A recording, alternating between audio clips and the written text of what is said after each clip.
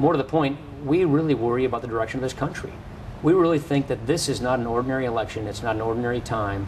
America has a critical decision to make, and we want to, help lead a comeback for this country to get people back to work and get our country back on the right track. Half the country thinks you're taking us in the right direction. The other half of the country thinks you are going to be taking care of the wealthy, and everyone else will be left to struggle just to survive, particularly when it comes to issues like Medicare and some of the other so-called entitlement issues. How do you respond to Well, if you look at what most people think America's headed in the wrong direction, that we're on the wrong track.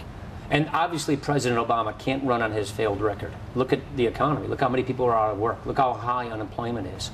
So he can't run on his record, so he's going to be running a campaign of division, distraction, demagoguery, and that's why there's a little confusion out there.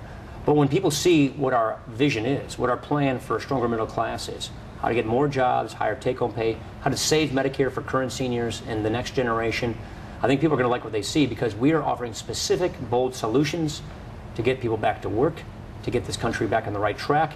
And that's a clear contrast to President Obama's very failed record. And now President Obama is just basically trying to distort. He's trying to basically run a campaign on anger and frustration. And I don't think people are going to fall for it. You were elected to Congress at the young age of 28, chairman of the House Budget Committee at the age of 42. So you accomplished a lot at a relatively young age. Should you be elected vice president, and should some fate befall Governor Romney, are you qualified to be president of the United States? I wouldn't have accepted the invitation to join the ticket, nor would Mitt Romney have made the invitation to have me join the ticket if that wasn't the case. I have more experience than Barack Obama did when he came in office in the first place. Should women who are sexually assaulted and become pregnant be given the option to have an abortion? Look, I'm very proud of my pro-life record. It stands for itself. I believe we need to further the quality of life and the protection of human life. Mitt Romney is going to be setting policy for the Romney administration, and he has put exceptions for rape, incest, and life of the mother, and that's what the policy of the Romney administration will be. Last week you were quoted in a response about rape and abortion as saying that you have always been proud of your pro-life record. You've always adopted the idea that the method of conception does not change the definition of life.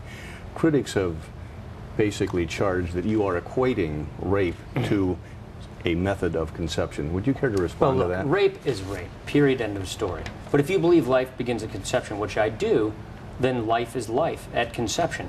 But what it's important to note is that in a Romney administration, Romney's policies are very clear. He will have exceptions for rape, incest, and life of the mother. And that, to me, is as far as an improvement upon the status quo. What we want to do is lift up life. What we want to do is surround women who've had these kinds of tragedies in their lives. And so I think that the Romney policy is very clear on this issue, and I'm very proud of my pro-life record at that as well. But is rape a form of conception in your mind? Well, of course it is. I mean, look at the technologically, or technically speaking, it is. The point is, if you believe life begins at conception, that's where life begins. But the Romney policy is that there will be exceptions for rape, incest, and life of the mother. And that, I think, is what people want to know, and that I'm comfortable with that, because I think that's a vast improvement on the status quo. Rape is a horrible thing. If you're talking about the comments that a guy in Missouri made, they're completely outrageous and indefensible. If you are elected vice president and should serve for 8 years, you would be in line to run for president 8 years from now. You think about that, I'm sure you have. What's your reaction to that possibility?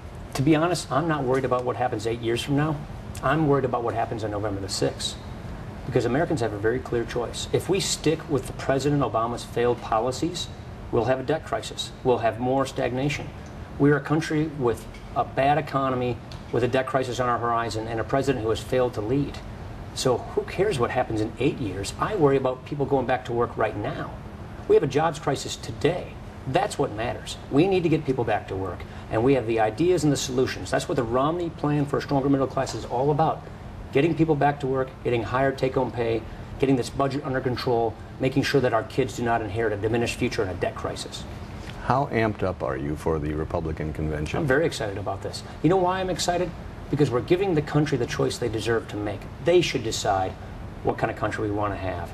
They should decide whether we want to have the American idea, you know, the opportunity society with the safety net, or we stick with more of the same, which is what President Obama is offering.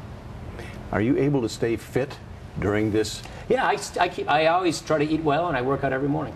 So I think it's important. For anything you do in life, good health means good mental health as well. So I always try to stay fit. What can you tell us about Governor Romney that you did not know that perhaps the rest of us don't know? Well, what people don't know about Mitt Romney is he has a wonderful sense of humor. He's a gentleman. He's a nice guy. He's a good person. He cares about his family too much. And he and Ann have been so wonderful with Jana and our kids. They have included us as part of their family from day one. And I'm just so excited to serve with a man who I know has such honor and character and integrity and warmth of character. And that's something that I think people will get to know as time goes on. What was it like for you to give that first speech in front of the USS Wisconsin? You know, it was supposed to be the day before, but because of things that I wanted to attend the funeral in Oak Creek, so we pushed it a day later for whatever the next event was going to be. And it so happened that the next event was going to be on the deck of the USS Wisconsin. What's more interesting was my grandfather, who was from Fond du Lac, was a commander in the Navy in World War II and stationed for a time in San Francisco. And my mom and my uncle, went from Fond du Lac to San Francisco. They were on the deck of the USS Wisconsin in World War II for a few functions. And so my mom told me that when she saw me walk off the deck of the USS Wisconsin, she remembers as a little girl with her grandfather from Fond du Lac on the deck of the USS Wisconsin. And that just was really moving to me. You mentioned your mom. What did you tell her when you got the call from the governor? I called her. Well, I waited for a little while. I called her the night before, and she just started crying and told me how proud she was and how proud my dad would have been of me. Good. You're a small town boy from Wisconsin. What do you have to say to the people of Wisconsin? Wisconsin made me who I am. Wisconsin is one of the best places to grow up, to raise your family. It's got a great quality of life.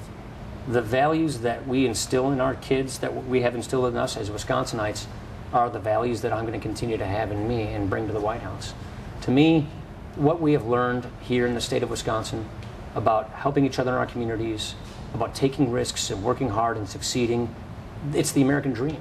And our job and duty is to make sure that our kids can have that American dream passed on to them, and that we fix the problems that are in front of us. President Obama has kicked the can down the road. He's ducked responsibility. We have problems we need to fix in this country, and as Wisconsinites, we fix problems. That's what I want to go do. Anything you'd care to add? I should do it.